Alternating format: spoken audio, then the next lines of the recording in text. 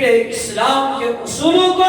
مضبوطی کے ساتھ تھام لو، انشاءاللہ کفر کے جنگل سے آپ نکل جائیں گے، کفر کی قید سے نکل کر دین اسلام کے دامن کے ساتھ جب آپ وابستہ ہو جائیں گے، آپ کو حقیقی طور پر جو ہے آزاد آج ہم آزاد تو ہیں،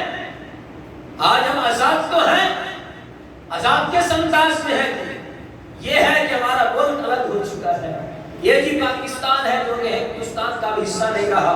اب یہ جدا ہو چکا۔ اس اعتبار سے دیکھا جائے تو ہم آزاد تو ہو چکے، لیکن اگر حقیقت کے اعتبار سے دیکھا جائے،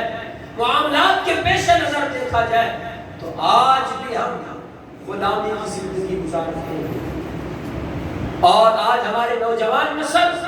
وہ کیا کہتے ہیں؟ ٹھیک ہے جی، جو بھی ایک بندہ نیا نظریہ لے کر آ کر میڈیا پہ بیٹھتا ہے، یہ سوشل میڈیا کا دورہ ہے، کوئی بھی نیا نظریہ لے کر آ کر سوشل میڈیا پہ بیٹھتا ہے، ہم اسی کے پیچھے چل پڑتے ہیں۔